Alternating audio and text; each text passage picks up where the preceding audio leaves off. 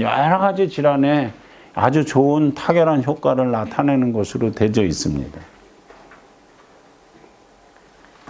그래서 복용하는 방법이 체중에 따라서 또 이게 심하고 약하고의 마일드하고 시비한 거에 따라서 우리가 복용법도 정해져 있는 것으로 되어 있어요. 그러면 이런 것들은 우리가 급성기 암이 아닌 만성기 암 환자들한테는 아주 좋은 희소식이 될 수 있는 거고, 특히 이 소화관질 쪽 특별한 약이 없고 경련이 심하고 이런 데들한테 쓸 수 없는 환자들한테도 굉장히 좋은 희소식으로 희귀의약품 센터가 아닌 약국이나 병원에서 얼마든지 쓸 수 있는 쪽으로 가능해졌다라는 얘기가 됩니다. 그 다음에 펜벤다졸 암 치료법에 보면 커큐민이라는 게 나와요. 커큐민은 파이토케미칼 중에 하나인데, 커큐민이 이 NRF2를 억제시키는 것으로 되어져 있어요. 그리고 설파라펜도 역시 마찬가지로 되어져 있고요.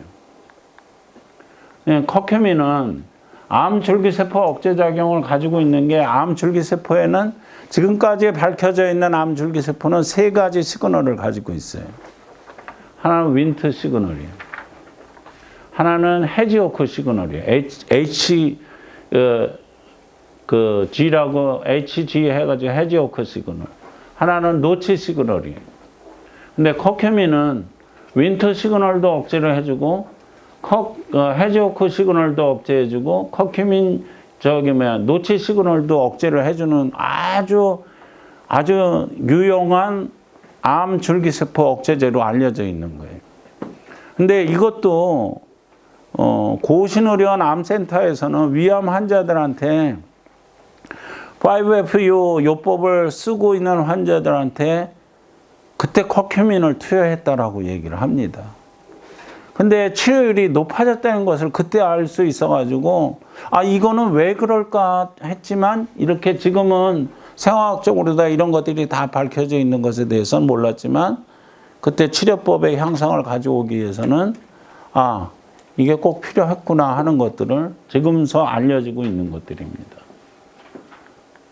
그래서, 그러면 이게 커큐민 제제가 그냥 강황에 들어있는 거, 울금에 들어있는 거를 쓰면 되는 거냐? 그건 효과가 없어요. 이게 약물로다가 파이토케미칼 제제가 약물로다가 작용을 하려고 그러면은 이 지속시간이, 식물에서 얻어내는 것은 지속시간이 6시간 이하로 끝내서 이게 작용을 할 수가 없어요. 왜냐하면 우리 몸속에서 파이토케미칼이 들어오게 되면 파이토케미칼을 독성물질로 인식해서 배출해버리거든요. 그러면 이게 2주간을 끌고 가줘야 되는데, 2주간을 유지요법으로 오르면서 해서 계속 작용을 해줘야 되는데, 그 작용을 하게 만드는 것이 일정한 그러니까 제법 특허가 될 수 있는 것들이에요. 그런데 그런 제법 특허로 만들어내는 것들이 액트엠이라는 제품에 그게 가미되어 있어요. 그래서 액트엠은 그 한정에 커큐민이 200mg 들어가져 있어요. 근데 커큐민도 들어가 있지만, 아까 설퍼라페인도 암세포를 억제하는 것, 줄기세포를 억제하는 것으로 나와져 있잖아요.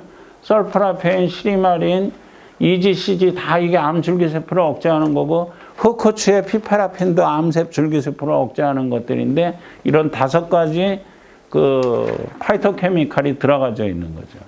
그래서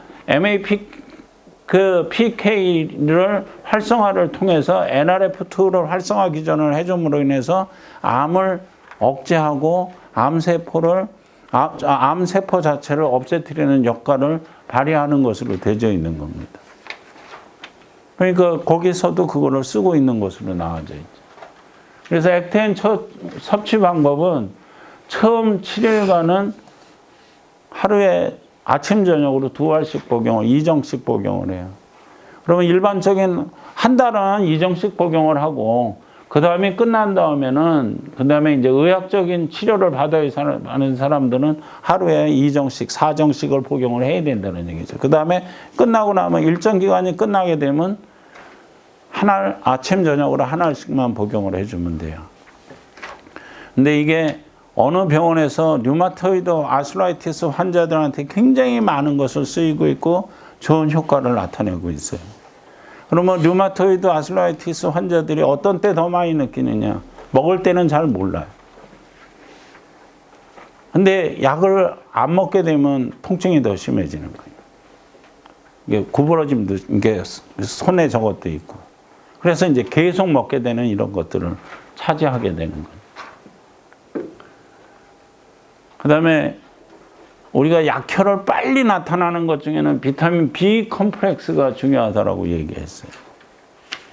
그리고 멀티미네랄이 중요한데 비타민 B 컴플렉스의 정의는 적어도 50mg의 B1, B2, B3, B5, B6 콜린이 들어가 있고 그 다음에 50마이크로그램이라고 들어가 있는 B9, B12, 비오틴이 들어가 있어야 돼요. 이게 1대1의 비율이에요. 이게 하나는 폴릭에시드나 시아노코발라민은 50마이크로그램이 필요한 거고 나머지는 50mg이 필요한 건데 그것이 1대1의 비율로 들어가 있어야지만 B컴플렉스라고 하고 있는 것들이에요.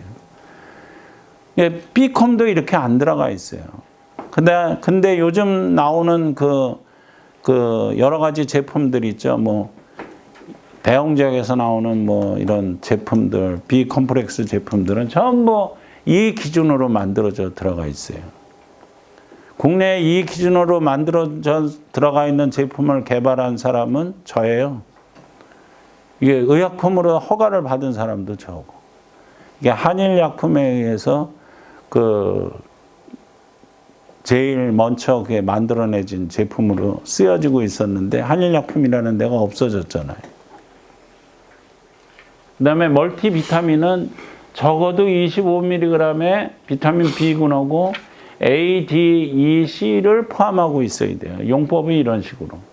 그리고 멀티미네랄에 하게 되면 꼭 칼륨이 포함되어 있어야지 돼요. 근데 우리나라 멀티미네랄 제조에는 칼륨이 별로 없어요. 칼륨이 하는 역할이 굉장히 페이스 3의 역할에서 굉장히 중요한 역할을 하고 있는데도 그렇습니다. 그래서 이퀄라이즈드 비타민 1대1의 비율로 만들어져 있으면 우리가 우리 몸속에 있는 여러 가지 미네랄들의 레벨을 조절해 주는 역할을 하게 돼요. 우리가 모발 검사를 통하게 되면 여러 가지 미네랄의 종류가 과다 부족을 알아낼 수 있잖아요. 근데 그것을 정상 균형 범위로 해주는 역할이 비타민 B 컴플렉스다.